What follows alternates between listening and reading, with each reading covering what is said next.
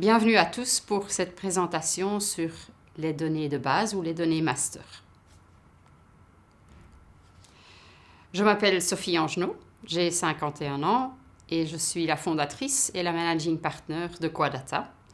Quadata est une société qui conseille et coach ses clients sur les sujets de la gouvernance de données, la qualité des données, la gestion des données master et le RGPD.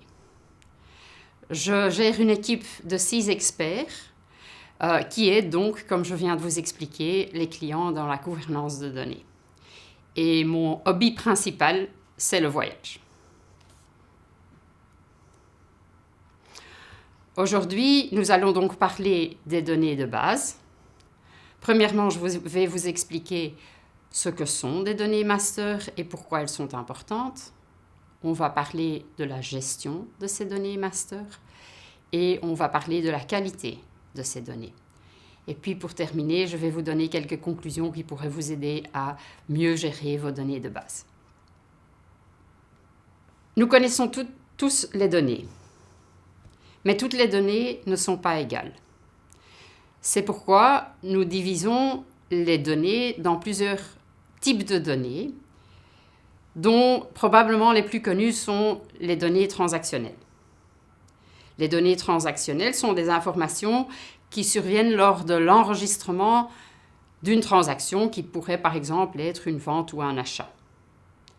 Ce sont des données qui décrivent un événement qui a lieu une seule fois et donc ces données, même si leur qualité est bien entendu importante, sont captées une seule fois et n'ont pas besoin d'être mises à jour puisqu'elles sont en quelque sorte une photo de la transaction ou de l'événement qui a eu lieu. Le second type de données sont les données master ou les données de base. Ce sont des informations essentielles à votre organisation, comme par exemple les clients, les employés ou les produits. Ce sont les données avec lesquelles vous captez votre business et elles sont considérées comme les données les plus importantes puisqu'elles sont réutilisées à travers plusieurs processus et comme elles sont utilisées plusieurs fois dans le temps, il pourrait se faire que ces données doivent être mises à jour. Ensuite, nous avons un troisième type de données qui sont les données de référence, qui sont des informations qui sont utilisées pour structurer les données de base.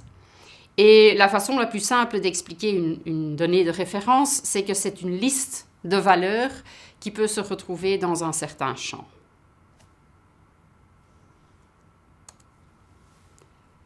Pour expliquer tout ça d'une façon un peu plus claire, voici un exemple de la différence entre une donnée transactionnelle et une donnée master. Dans la première table, vous voyez une transaction, dans ce cas un achat, et vous reconnaissez l'identifiant du client, l'identifiant de l'article, une quantité et un prix. La ligne que vous voyez représente une transaction et les identifiants font référence aux données de base qui se retrouvent dans la table du dessous, dans laquelle vous pouvez voir que nous avons effectivement lié à cet identifiant des données de base du client, c'est-à-dire son nom, son adresse et son numéro de TVA.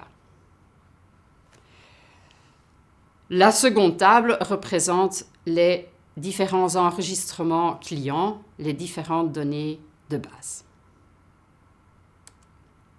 Un autre exemple, comparons les données master aux données de référence. Ici, vous voyez encore une fois la même table concernant les clients. Vous voyez encore toujours l'enregistrement, la ligne qui représente un client. Et vous voyez la flèche qui pointe vers les données de référence. Ici, il s'agit d'une colonne dans laquelle on peut retrouver plusieurs valeurs. Ici, il s'agit d'un code pays. La totalité, la liste de toutes ces valeurs possibles pour ce champ représente les données de référence. Les données master ou les données de base sont divisées en domaines. Vous voyez ici 2 domaines les plus importants. Les parties, ce sont les clients, les fournisseurs, les employés, mais par exemple aussi les administrateurs d'une société. En somme, ce sont soit des organisations, soit des personnes physiques. De l'autre côté, vous voyez les produits et les services. Dans votre cas, ce seront surtout des services, comme par exemple l'établissement d'un compte annuel en tant que service. Pour les entreprises de services, les données de base des parties sont essentielles, car l'identification correcte est d'une grande importance pour pouvoir justement gérer les services. Voilà, pour rendre tout ça un peu plus concret, voici un exemple de champ que vous pourriez retrouver et considérer comme des données de base quand il s'agit de sociétés. Premièrement, vous voyez le nom officiel, le nom comme il est enregistré dans les bases de données officielles. Ensuite, vous retrouverez plusieurs adresses, car en effet, une société peut avoir plusieurs adresses, dont effectivement l'adresse officielle enregistrée est la plus importante, car elle fait partie des identifiants de la partie. Ensuite, vous retrouvez les identifiants. En Belgique, le numéro d'entreprise et le numéro de TVA. Nous avons la chance en Belgique que les deux sont constitués du même numéro. La seule différence est que pour le numéro TVA, le BE se trouve devant le numéro. Mais dans la plupart des autres pays européens, c'est différent. Les deux numéros sont complètement différents. Par exemple, en Hollande, ce que nous appelons le numéro d'entreprise est le numéro de la chambre de commerce, appelé numéro KVK en Hollande. Le numéro de TVA est un numéro complètement différent. C'est la même chose en France et en Allemagne. D'où l'importance de capter les deux identifiants. Ensuite, vous voyez que les données de base contiennent aussi un certain nombre de personnes physiques, des personnes de contact qui peuvent avoir des fonctions diverses, mais encore une fois, dans le cadre de vos activités, les administrateurs sont aussi très importants. Ensuite, ce que vous pourriez aussi considérer comme des données de base, par exemple la date de l'Assemblée générale.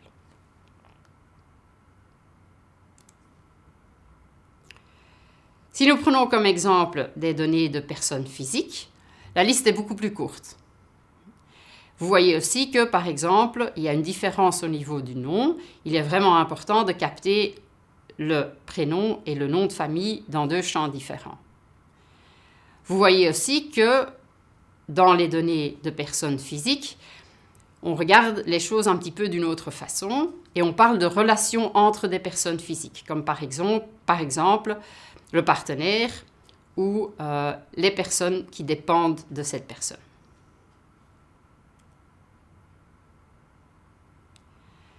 Pourquoi les données de base ou les données de master sont-elles tellement différentes et tellement importantes?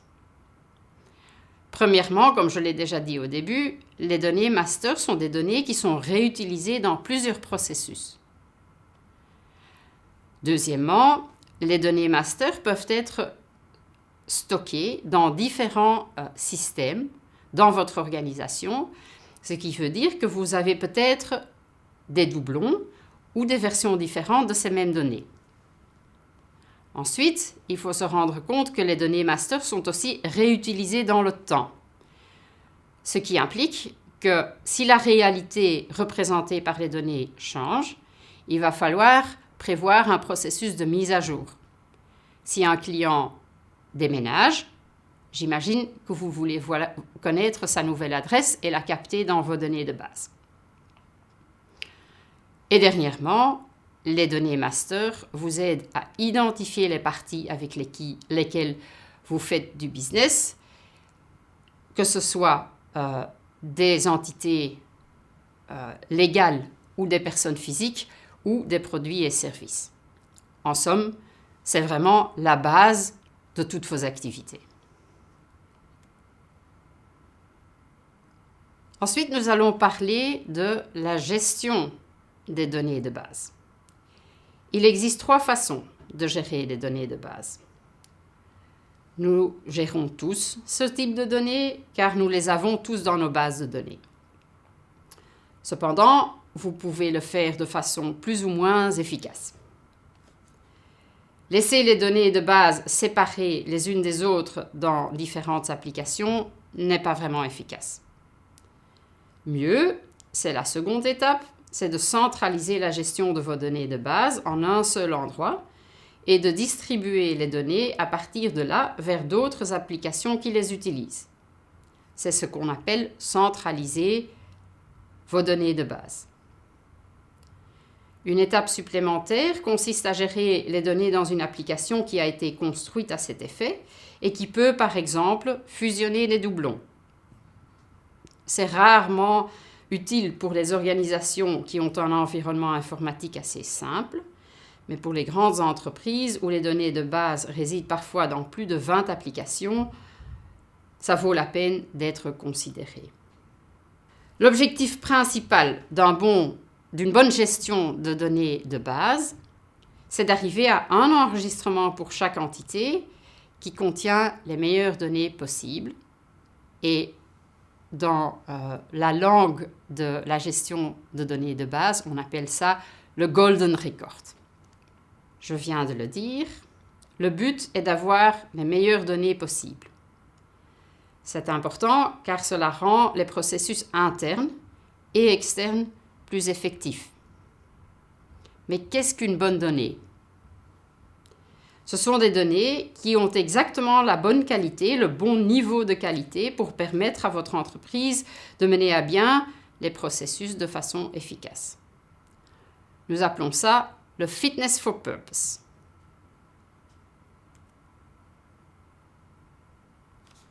Comment savez-vous que vos données ont la bonne qualité? Vous pouvez vous poser un certain nombre de questions. Par exemple, quels champs sont cruciaux pour mener à bien un certain processus? Ceci afin d'éviter des champs vides. Une seconde question pourrait être: qu'est-ce que sont des données correctes? Quelques exemples. Un nom de société devrait toujours être le nom officiellement enregistré. Un second exemple, un numéro de TVA doit être validé par la base de données VIS. VIS qui est la base de données européenne qui contient tous les numéros TVA. Un exemple concernant les produits pourrait être que pour l'utilisation de ces informations dans le cadre des processus, nous avons impérativement besoin d'avoir la mesure d'un produit en centimètres et avec 2 décimales. Sachez que MasterKB, le logiciel de Wolters Kluwer, propose aussi des services VIS et Company Web pour faciliter la création de données qualitatives. Un autre aspect de la qualité des données, c'est d'éviter les doublons. Si MasterKB contient plus d'un enregistrement pour un client, cela peut représenter un risque. Lors de la mise à jour, vous ne pouvez mettre à jour qu'un seul des 2 enregistrements, laissant un enregistrement incorrect qui pourrait être utilisé dans les processus. Si vous enregistrez en plus des transactions sur les 2 enregistrements, vous perdez la vue globale du client, ce qui peut entraîner des erreurs. Ensuite, il reste la communication. Lorsque vous communiquez avec le client, vous risquez de lui envoyer le même message 2 fois, ou pire, de lui envoyer 2 différents messages qui pourraient être contradictoires. Dans MasterKB, lors de la création de nouvelles données, une vérification des doublons est effectuée sur base du numéro TVA et du numéro d'entreprise pour les sociétés et sur base de l'adresse email pour les personnes physiques. N'ignorez pas ce contrôle, il est important. Quelques conclusions. Évaluer et améliorer le processus de gestion de vos données de base ou de vos données master. Par exemple, vous pourriez essayer d'améliorer le processus de création de nouveaux clients ou de fournisseurs. Par exemple, en utilisant les services offerts par MasterKB. Distribuez les données de base à partir de votre master, à partir de MasterKB, vers d'autres systèmes qui utilisent ce type de données. Par exemple, un outil de messagerie. Et troisièmement, ce qui est très important, c'est de travailler sur la prise de conscience que la qualité des données, de vos données de base, est vraiment importante et que chacun dans votre entreprise doit prendre soin de ces données et savoir comment les gérer correctement. Merci pour votre attention.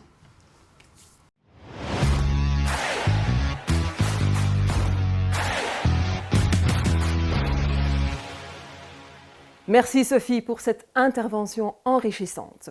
Et comment cela se présente-t-il dans la pratique?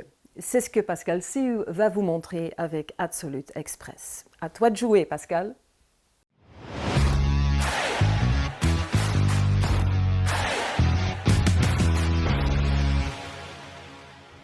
Bonjour, je suis Pascal Siu, Software Advisor chez Wolters Kluwer. Je vais vous parler des différents types de données dans Absolute. Les différents types qu'on a vus tout à l'heure chez Sophie. Ensuite, je vais vous parler en fait de où se trouvent les données de base dans Absolute, notamment dans le MasterKB. Par suite, on va voir en fait comment faire la conversion de la gestion centrale des dossiers vers Absolute. Et pour finir, on va vous montrer ou vous donner quelques conseils sur l'usage des données de base dans Absolute. Tout d'abord, les différents types de données. Le master data. Le master data, ça se trouve en effet dans Absolute MasterKB. Ça, c'est clair. Quand vous ouvrez Absolute, vous avez ici, quand vous lancez en fait les relations, vous voyez en fait toutes vos relations, les personnes morales autant que les personnes physiques. Ça sont vos données de base dans Absolute. Pour une personne morale, par exemple, vous avez ici un écran vide. Donc, on va créer une relation personne morale. Il faut tout d'abord sélectionner le type de relation. Et ensuite, on va insérer le numéro TVA ici en bas pour qu'on sait consulter comme ça la centrale VIS ou utiliser Company Web si vous avez une licence pour Company Web. Avec ce numéro TVA, on sait faire consulter cette centrale et comme ça, on peut aller chercher les coordonnées de votre nouvelle relation. Comme ça, tout est très bien, tout est inséré dans votre relation et les données qui sont là, qui sont en fait votre donnée de base pour ce client-là, sont correctes. Par suite, pour une personne physique, là, on a aussi ici dans l'entête déjà les données, mais on peut lire la carte d'identité avec ce bouton-ci.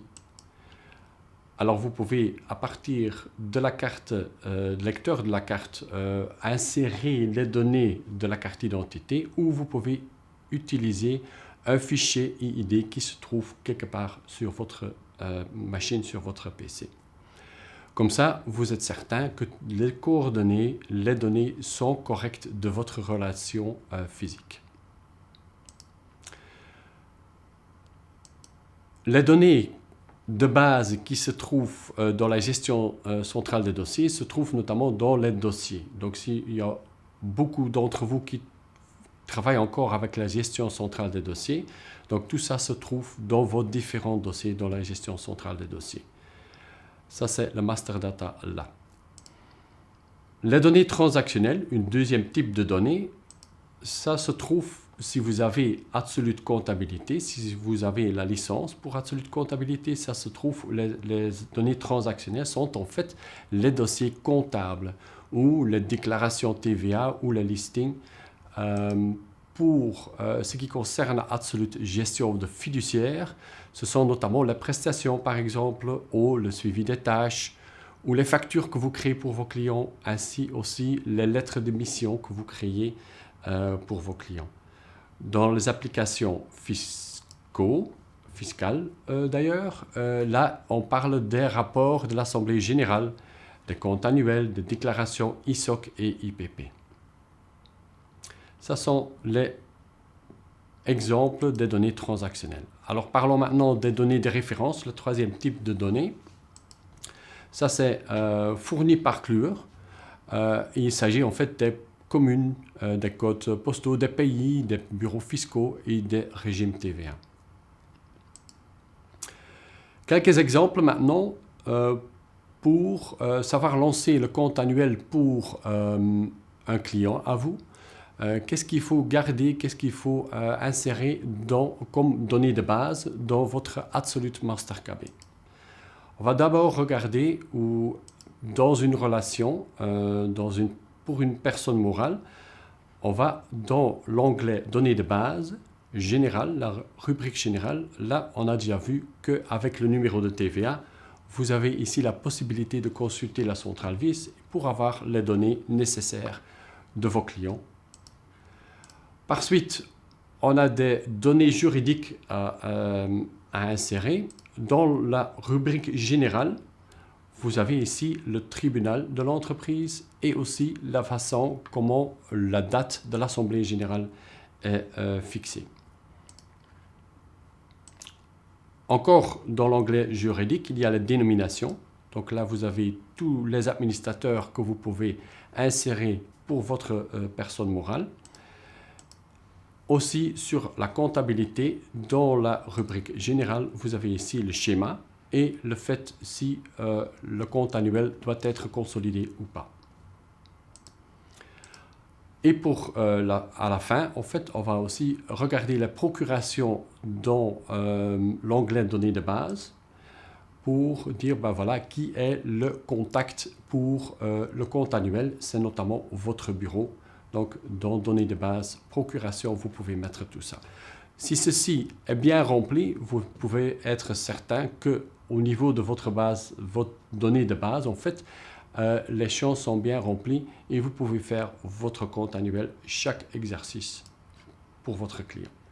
Parlons maintenant des personnes physiques. Là, on a choisi l'impôt des personnes physiques. Pour l'impôt des personnes physiques, il faut d'abord être dans les données de base, cet onglet-là, dans la rubrique données personnelles. Dans la fiche actuelle, notamment, on va avoir toutes les données qui viennent de la carte d'identité. Ça se trouve ici, en effet, dans l'entête, les coordonnées, mais ici en bas, il y a les données de la carte d'identité. Il y a encore des données ici à remplir, juste pour avoir votre impôt sur les personnes physiques, pour l'avoir correct. Ça, c'est pour la fiche actuelle. Si la personne est mariée, vous pouvez introduire ça dans l'onglet partenaire état civil, donc au même endroit, mais le deuxième onglet là, vous pouvez insérer le partenaire et l'état civil de votre client. Et il y a encore la situation familiale, les personnes à charge, notamment, ça se fait ici dans la rubrique plus bas, où vous pouvez introduire toutes les personnes à charge pour cette personne-là, pour enfin savoir faire un impôt sur les personnes physiques qui est correct chaque année, année après année. Parlons maintenant de la conversion de la gestion centrale de dossiers vers Absolute, notamment pour avoir des relations uniques dans votre gestion centrale de dossiers. Comment est-ce qu'on va faire ça? Tout d'abord, on a créé un tool pour aller supprimer les dossiers. Supprimer le dossier via le menu dossier. Vous prenez ici supprimer dossier, on clique dessus et vous avez ici la possibilité de sélectionner plusieurs dossiers à vous que vous ne servez plus peut-être. Donc ici, on va les supprimer. Vous pouvez les rattraper ou les réactiver avec ce bouton-ci, si nécessaire. C'est non seulement supprimer les dossiers, il faut aussi nettoyer les fiches et les paramètres dans la gestion centrale des dossiers. Là aussi, on en a créé un tool, un outil. Donc, via le menu outils, on va descendre tout en bas, peut-être, presque, pour lancer le Cleaning Tool. Et ici, vous avez le Cleaning Tool. Et d'abord, on va connecter. Avec la connexion, il y a le tool, l'outil qui va faire un sauvegarde de votre banque de données. Et par après, vous sauriez faire en fait toutes les différentes étapes nécessaires pour nettoyer votre banque de données. Il y a un manuel ici, un raccourci vers le manuel pour vous guider dans ces travaux-là. Si tout cela est fait, on peut passer à la conversion. La conversion, ça se lance dans la gestion centrale des dossiers, via le menu outils. Le tout dernier ici, vous avez exporter vers Absolute. Si vous lancez ça, vous pouvez faire l'exportation ou la migration vers Absolute. Regardons cette option ici pour ne pas convertir en fait les dossiers qui ne sont plus actifs, comme on a vu tout à l'heure en supprimant les dossiers. Une fois que tout est converti, vous pouvez vous lancer dans Absolute. Vous pouvez démarrer Absolute et on parle ici d'Absolute Express. Si on n'a pas de licence compta ou il n'y a pas de licence gestion bureau, on parle d'Absolute Express.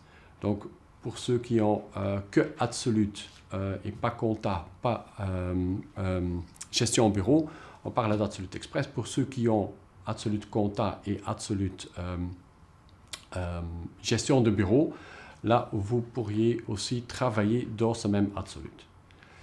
Mais tous ces outils qu'on vient de créer, qu'on vient de regarder, on va aussi les utiliser pour une fusion ou une acquisition. Donc, on va aussi supprimer les dossiers, on va aussi nettoyer les fiches, on va aussi faire la conversion, ça c'est clair. Mais en plus, on va parler avec vous pour regarder si dans les deux banques de données des deux bureaux, il n'y a pas des clients qui sont en double ou il n'y a pas des codes dossiers qui sont utilisés des deux côtés. Pour finir, quelques conseils. Qu'est-ce qu'on peut faire et qu'est-ce qu'il faut mieux pas faire, les do's et les don'ts. Il faut utiliser Company Web ou VIS, un des deux, si vous avez une licence sur Company Web. Et il faut utiliser, ou c'est meilleur, d'aller utiliser en fait la carte d'identité pour insérer les données de vos personnes physiques. Qu'est-ce qu'il vaut mieux pas faire? C'est la création manuelle de vos relations, puisque ça pose des problèmes si par après vous allez lancer vos applications fiscales avec des données qui sont erronées. Deuxième conseil, c'est centraliser la responsabilité pour créer les relations ou pour mettre à jour vos relations. Si vous donnez ça à chacun, si chacun est responsable, nul n'est responsable, on peut considérer comme ça. Donc ça pose quand même un risque là. Par suite, les adaptations, il faut mieux les faire dans le Master KB d'Absolute. Au lieu de les faire à chaque fois dans vos applications fiscales chaque année à nouveau, c'est mieux d'aller dans le Master KB, d'aller changer là le champ. Parlons par exemple d'un administrateur qui manque. Vous voyez que chaque année, il y a un administrateur qui manque. Si vous allez faire ça à chaque fois, chaque année dans votre application fiscale, donc dans Absolute Compte Annuel, c'est mieux de le faire dans le Master KB pour une fois et toutes les comptes annuels par après, chaque année, seront corrects, quoi. Pour finir, encore un slogan, mieux vaut pas de données que des données erronées. Voilà, mieux vaut que les champs sont vides et qu'il faut chercher les bonnes et les données correctes à introduire pour savoir lancer vos applications fiscales, que d'avoir des données erronées avec lesquelles vous avez lancé vos applications fiscales, votre compta, etc. et qui est à ce moment-là aussi fautive. Voilà. J'espère que vous avez appris pas mal de choses sur la gestion de vos données de base et je vous souhaite encore un Taxville enrichissant.